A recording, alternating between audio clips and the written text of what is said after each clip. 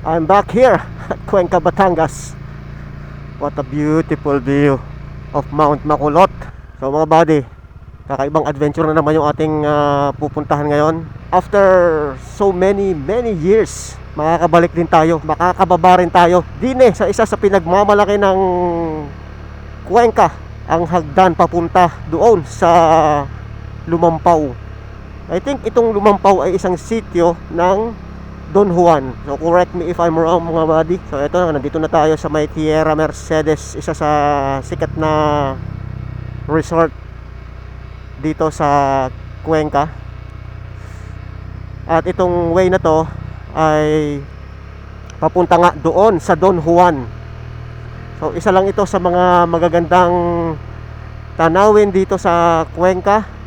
Lalong-lalo na nga itong Lumampaw view deck na kamakailan lamang ay pumunta tayo dito para magpahangin, magpalipad ng drone. So 7:22 na ngayon at ito nga, napag-isipan natin na ito naman yung ating bisitahin. College days pa mga buddy, noong nababa ko itong hagdan na to. So ngayon bibilangin natin kung kaya natin bilangin. Kasi sabi nila 1,500 steps daw yun eh. So tingnan natin kung totoo nga na ganon. So ito na, approaching na tayo dito sa Barangay Don Juan ng Cuenca, Batangas. Nice to be back here. Isa sa mga paborito kong puntahan itong lugar na ito sa Cuenca. Sana magbukas na uli ang Mount Makulot, mag-open na uli sa pagpapaakyat dito. Welcome back dito sa Lumampaw view deck.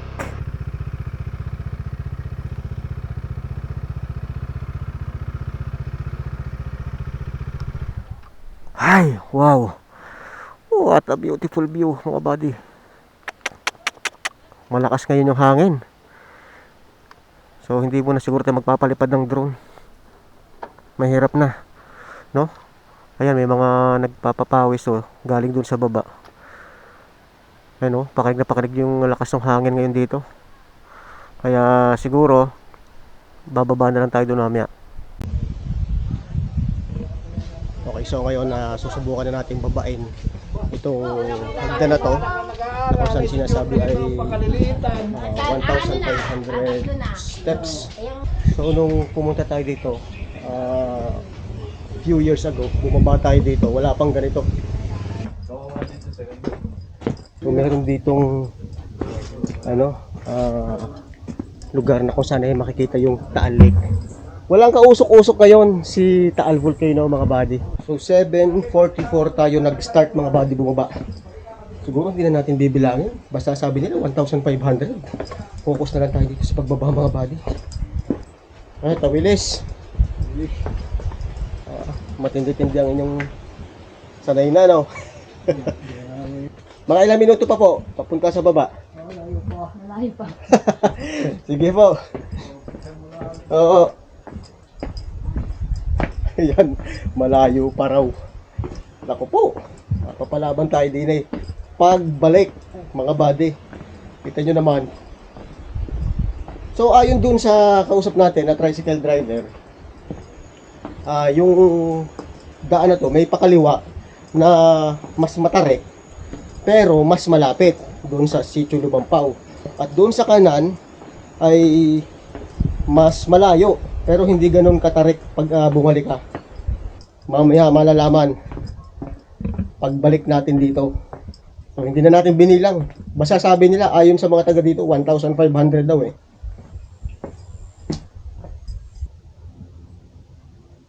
(5/1/66) 1966. Nakaw, mukhang tumatarik na. Eto na.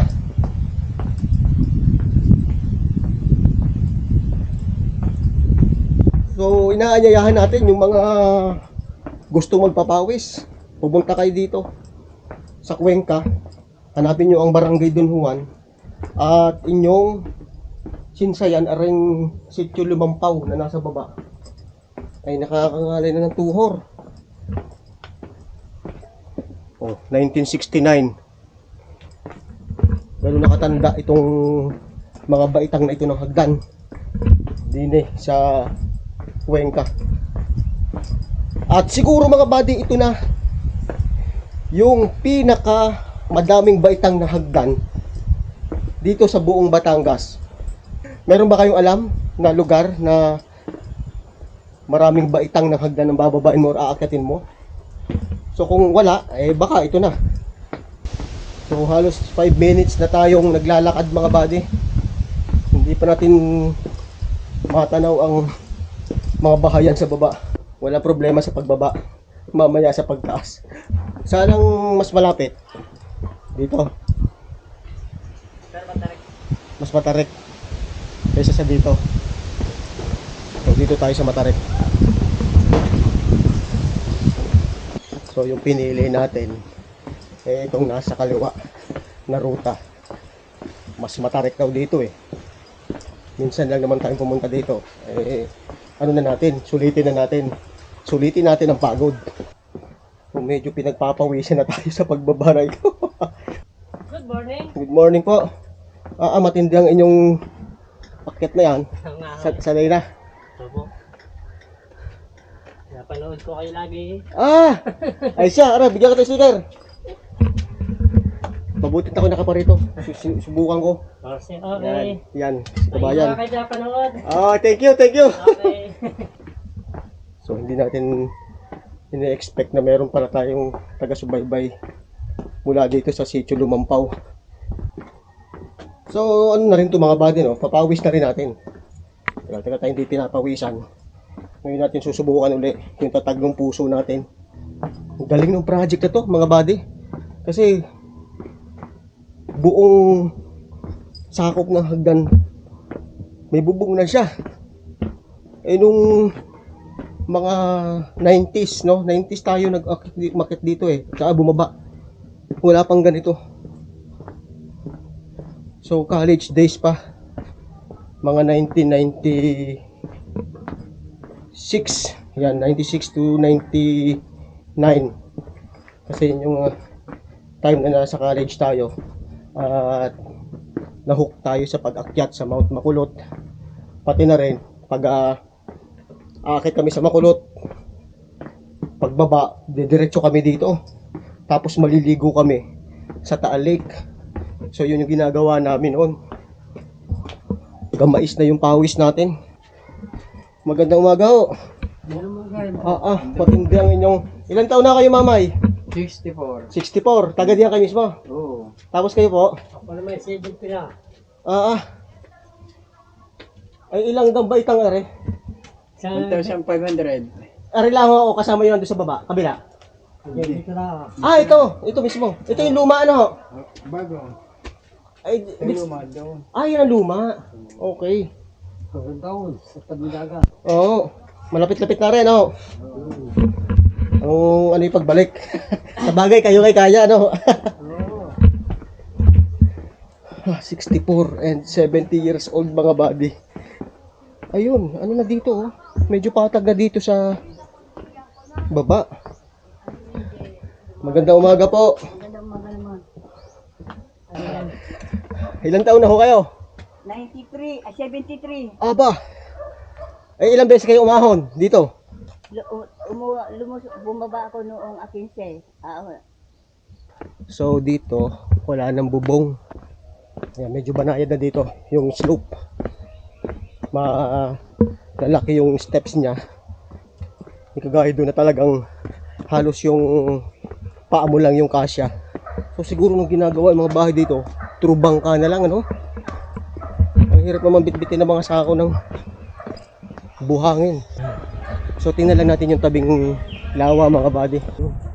So ito na, bahayan na to. Ang lalaki ng bato dito mga buddy, oh.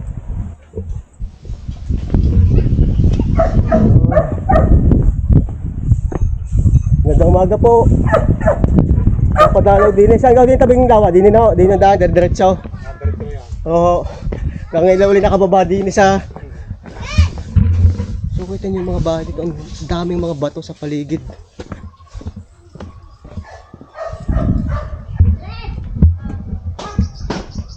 Magandang umaga po. Kailangan pa ba yung ano? Magandang umaga po. Sisilip lang ho din sa tabing lawa. So ito na ang Sitio Lumampaw ng Barangay Don Juan.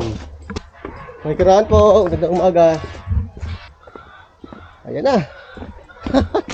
Nakarating tayo. Dito tayo naliligo noon mga buddy. Nung college days. Dito sa lugar na to. Oo. Ayan oh. Ang ganda ng lawa oh. Sarap maligo.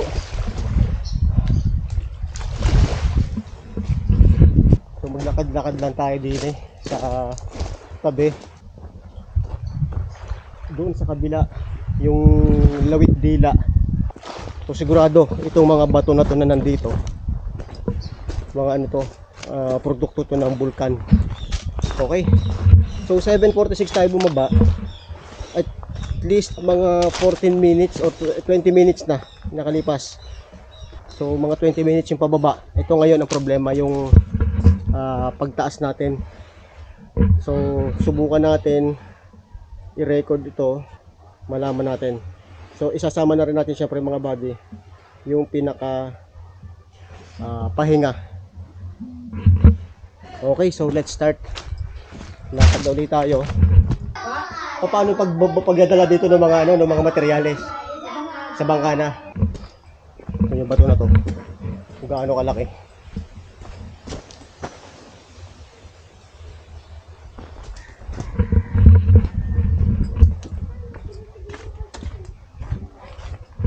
Okay, simulan na natin ang pag-akyat muli dito sa Sitio Lumampaw. Magandang umaga po uli. Binalikan ko po itong inyong lugar. Nagbablog kayo? Opo. Salamat po. Nung ako po ay college, no, 1995. Pag umakit kami sa Makulot, Nadiretso kayo. bumababa kami dito. Minsan ako lang. 1995? Oh. Eh, di ka ba kabataan? Kabataan niya. Ako nga po, 45 na po ako ngayon. Ha? 45 na po. Tapos dito naliligo po. 20. Ito ka po yung lumang hagdan, yung dinaanan kong ito. Wala na pa na Lahat iba. po yan Wala pa na ay iba. ano. Ibig sabihin yung dati, doon sa kanan, Meron. dati na yon. Meron pa rin po yun. Pareho Ah. niyang merong ganun. Pagdating Ang sa kaibahan gitna. lang dito, may bubong. Di upa din May sa... ilan pong bahay dito sa ano Ilan sa household tayo? 264. Kasama po sityo. May May sityo sityo po kami. kalala ko niyo. Bigyan ko kayo sticker. Ano lang to ra? Anong lagat? Pangalan? Ari po. Iman Supremo po, yan po. Oo. Kayo ang tunay. Oh. Baka may nag Supremo. Namin yung lagi kayong naka-ano sa aming... At saka kasi naka-ano sa Cuenca. Ano. Oo, kasi po malimit ako mag-ano dito sa Cuenca, nagpapalipad ako sa Taal. Ayan, mga kasamahan natin, mga kababayan natin na kilala pa ako Hindi dito. ba yan ang pag-ano nung sa Bulkan lagi ng ano? Opo, ako po yun. Ayan. Nag-update. Oo. Mga ilang minuto po, paakyat, kasama ng pahinga. Pag kayo. Pagkaho kami. Ay, ako po is 1 hour. Siguro. Oh, Ako'y 45. Naman Ako kayo. 15. 15 minutes? to 1 hour. 10. opo. Ang pahinga. Sa mga estudyante. 10 to 15, walang pahinga kayo. Oh, kasi pababa, mga nasa Supremo yan. 15 nata Si eh. Eman Supremo, ano? Ayan. O siya, sige po, maraming salamat po. Okay, abangan na lang po ninyo. Okay, so, akit na tayo.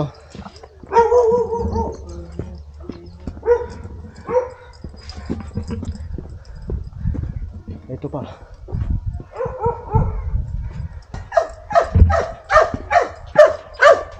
Five minutes pa lang tayong umakyat. Ito na yung simula ng mga hagdan, mga baday din sa unahan. Unang step, pakyat. Aahaw na tayo.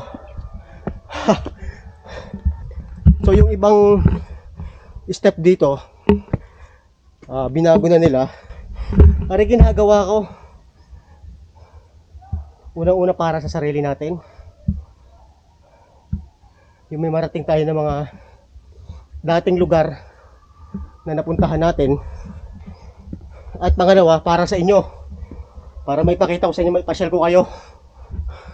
Kaya nga ng 64 years old, ng 70, ng 73, tayo pa na 45. So ito yung patunay na matagal itong baitang na to. Time pa ni President Marcos, ni Governor Libiste. Malapit pa tayo sa ibaba. Pahinga tayo for 2 minutes. Okay, tuloy. Gagapang naga.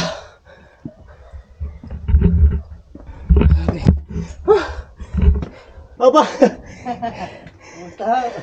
Kilala mo pala ako. Bibigyan ko kay sticker. Maraming salamat at kayo nakasubaybay. Sinubukan ko lang kung kaya.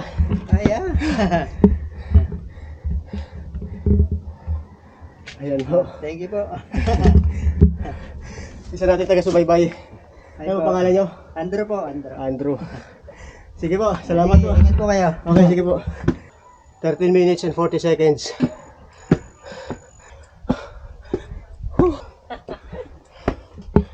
Boss, dito na lang tayo sa lubong eh. Oo nga eh. Ay, matindi-tindi nga rin. Kaya panood ako, kayo ba yung nagpunta sa simbahan luma? Kayo ngayon? Saan luma dito? Sa may Santa Teresita ba yun? Oo.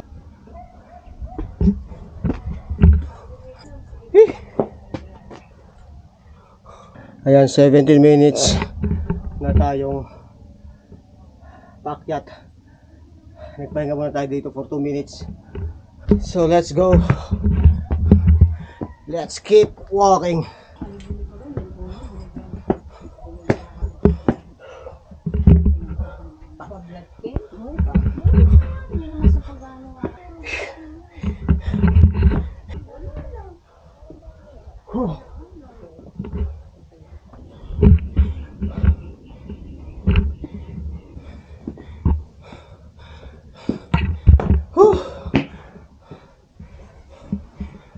Pahinga muna.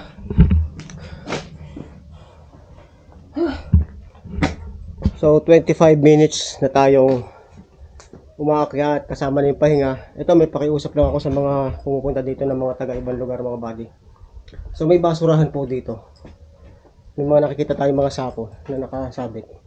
Huwag na naman sana kayo magtapon dito. Ayan o. Please. Meron dong sako. May basurahan doon. So sana huwag na kayo magtapon dito sa baba.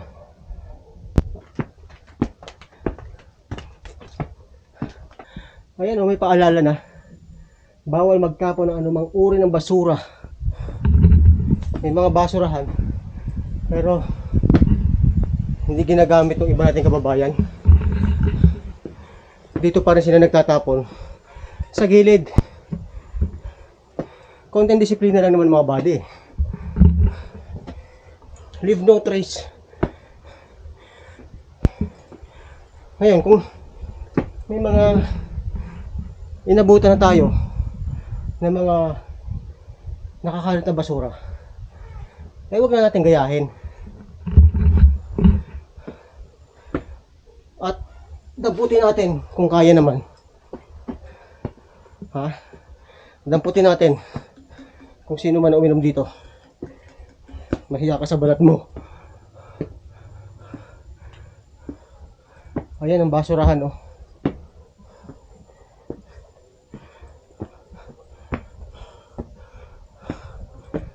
Ayan. Ganyan ang dapat yung gawin.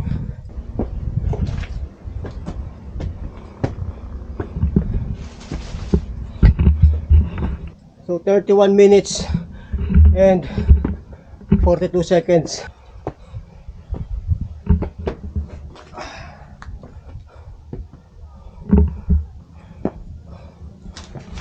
Konti na lang.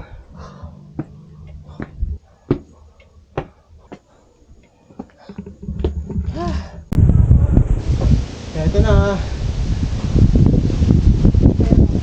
So touchdown dito sa starting point natin kanina. So 39 minutes natin na akyat.